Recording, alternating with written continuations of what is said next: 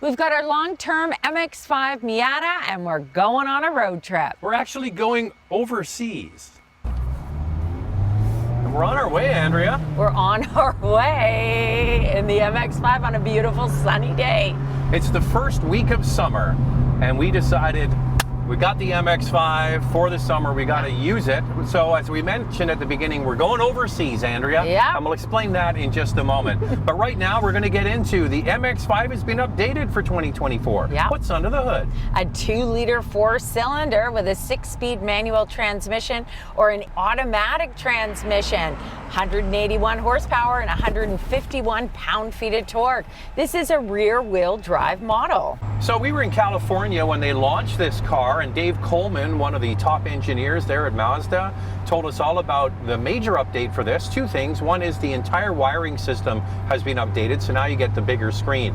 But the main one was the limited slip differential is now been updated to give you much better control in the corners. Yeah. Where we're going, not a lot of corners, but it was a lot of fun driving the canyons outside of Los Angeles. Well, we're in a lot of traffic. We're in the city right now, but we're heading out. I got to tell you, some of you have said, oh, I wish it had the turbocharged engine like some of the other Mazda models on the market.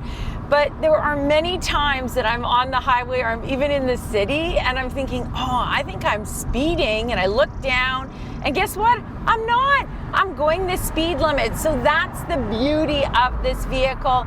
It's really engaging to drive and you just have a lot of fun with it. You think you're going faster than what you are. Because your ass is this far off the ground, Yes. Andrea, that's why. And it's true. It's like, you know, the model of this car was the old British Roadsters, and they've captured that. And so we're just doing the speed limit now, and it feels like you're a monster out on the road. And that is so much fun with this car, is that you can have fun at any speed. Andrea is absolutely right. And dollar for dollar, pound for pound, there is no more fun car on the road than this. Now, Mazda has also added a DSC track mode for those challenging situations when you want to take it out on the track. Okay, so should we explain where we're going? Yeah, I think we should talk about where we're going. This is our first trip with the Miata, and we're lucky that we've got such a gorgeous day. The weather hasn't been that great in Vancouver as of late, so we picked a beauty of a day, top down. I don't even have my hat on yet because it's not too hot. Okay, so we are from British Columbia, and a lot of our viewers are not from British Columbia. No. Actually, the majority of them are not from British Columbia. So we thought we'd do two things here. We drive the new Miata, and then we take you somewhere and show you some scenery. So we're heading to the ferry. I know it's not really a road trip, and that's why I said we're heading overseas. We're going to go on the ferry across to Vancouver Island. And then we're going to the provincial capital, which is called Victoria. Yep. Now, many tourists, Andrea, we run into, and they say they've done this ferry ride, Yes. and they say it's the highlight of their trip. So you're going to see some of the most beautiful scenery, and we're heading to the provincial capital, which is a very quaint and pretty city. We've got a favorite neighborhood that we like to go to, and we'll drive around there and show you a little bit about it. So Andrea has done several Instagram posts on this. I can suggest that Andrea maybe is a little infatuated with this little red car. A little obsessed. A couple of things, feedback from people, have some questions, and Andrea also put a poll out. What should we call our new addition to the family, at least for the summer? And what was the winner for the name of this car? Well, first off, I want to say thank you for all your great suggestions. Gosh, the names that you guys came up with were fantastic. We decided on Ruby, and there were a lot of people who actually suggested Ruby on the post. So it just suits it. To me, it looks like a ruby. Look at this soul red crystal metallic color. It's the only one that I would get personally. How about you, Zach? No, I wouldn't choose this color, but Zach? but you know what? I've come to realize, happy wife, happy life. I might choose something else, but there you go. I'm not a big fan of dark color cars. I've gotten past that, Andrea. Well, this is I've been washing this, and the great thing I'll tell you about this, Andrea, it takes about 45 seconds to wash this car. It's so small. I know, it's tiny. I love the red. It's my favorite color from Mazda, so I'm really happy that we spec'd it out this way. And then there were questions about this. A lot of people want to know, you know, how do you fit? Because it is very small. Well, I've asked a few people, some who are 6'5", bigger build, and they said that they fit, but not with the Recaro seats. The Recaro seats that we have in this model are heavily bolstered. I would say it's a bit of a slim fit. And it's good for you, Andrea. It's good for you. But they say go for the regular seats. You can get cloth, but you can also get Napa leather on that top trim. And I'm 6 feet tall, but I have the torso of a giant. I have a disproportionately long torso. Yes. And I fit in this car just fine. I will say over here on the passenger side, the seat does not recline as much as the driver's seat. So you're sitting a little bit more upright. It's okay for me, Andrea, because I like sitting upright. It gets rid of my gut on camera.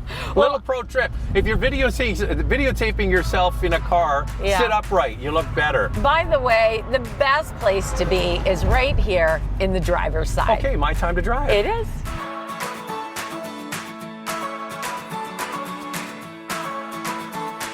Lane 45, cheers. Thank you. Pro tip, if you're going to the island, Vancouver Island, get a reservation. Do not show up at the last minute in the summer with your convertible. Too busy. And you're gonna get on. You could be sitting here all day waiting for the next ferry and then the next ferry. I saw a whale once. Did you? Once. And somebody who takes this ferry all the time for like 20 years in a row said, I've been doing this for 20 years and I've never seen a whale. Oh. So I'm not guaranteeing you were gonna see a whale, but you might see a killer whale. I went whale watching and I never saw a whale because I was vomiting the whole time. And people would come up to me and go, Andrew, you've got to come and see this. You've got to come and see this. And I'm like, I can't move. So no guarantees we'll see a whale. No.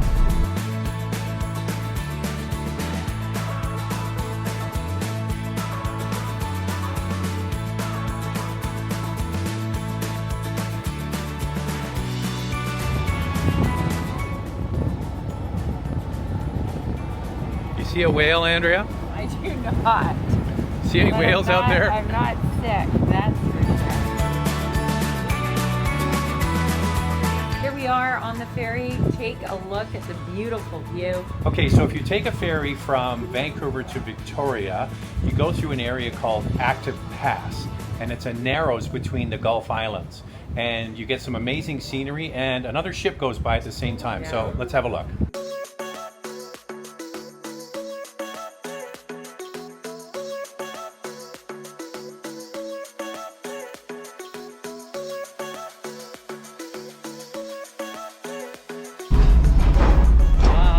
Welcome to Vancouver Island. A lot of people make the mistake, Andrea, because we're going to Victoria, they call it Victoria Island. Yes, it's not. And we just left Vancouver. Yeah. But this is called Vancouver Island. It's confusing. Just come. Yes. You'll like it.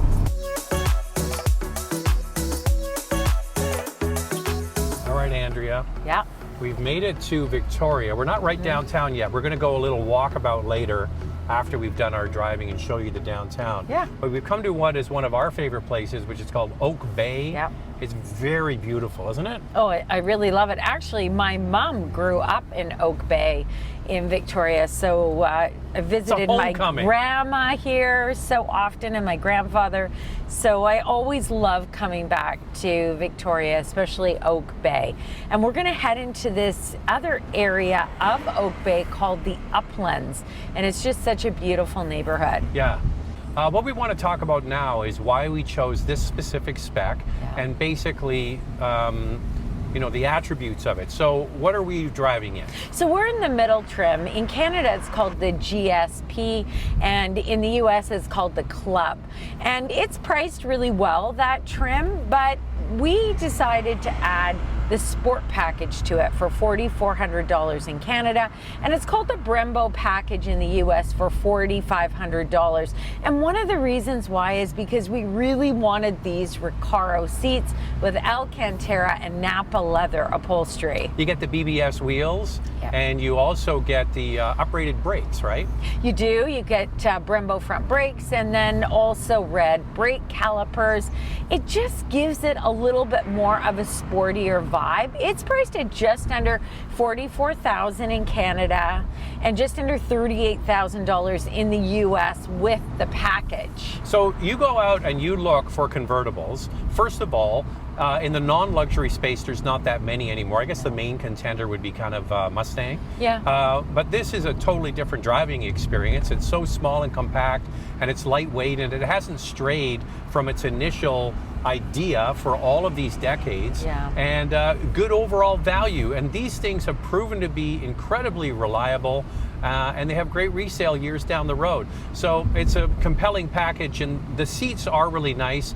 They're an Alcantara, and I like them, Andrea, because they're warm in the colder weather and they're cool in the hot weather, and they still have the speakers in the headrest. Yes, for sure. And actually we get the Bose sound system as well. Now there is a feature that we are missing in Canada with this spec, and if you've heard me in reviews, you know how much I love wireless Apple CarPlay and Android Auto, but we had to give it up. It's wired in this spec. Now in the US, the Club model does get wireless Apple CarPlay and Android Auto, just not in Canada. Yeah, it is available, but it's only on the top spec. Now we were talking about price point, and one thing that I love about this Miata is that you can just get the base trim for under $35,000 in Canada and under $29,000 in the US. Where can you get an affordable sports car like that? I think that it offers such a fun ride. I know it's small, it's only a 2-passenger, but boy, there's a lot of value here. We each packed an overnight bag. It fit nicely in the trunk because it is a deep trunk. We've got all of our camera equipment back there, and I've used this as a daily driver many times. I actually got a pretty good load of groceries, and it fit back there. All right, what we're gonna do now is we're going to walk around what's called the Inner Harbor of Victoria. We'll show you Queen Victoria.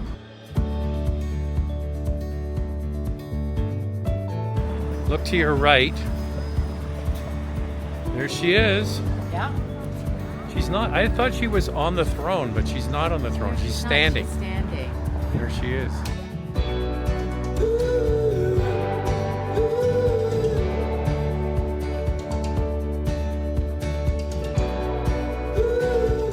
That's a quick tour of Victoria with the Mazda MX-5. It was a fun road trip. Glad you could join us. So there's a quick snapshot of what we call the Inner Harbor in Victoria.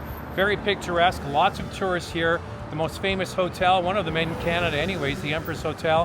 Hopefully you like this road trip. If you like more of this, we're gonna do more with the MX-5. So we'll see you then. If you like what you see, subscribe, and we'll catch you next time.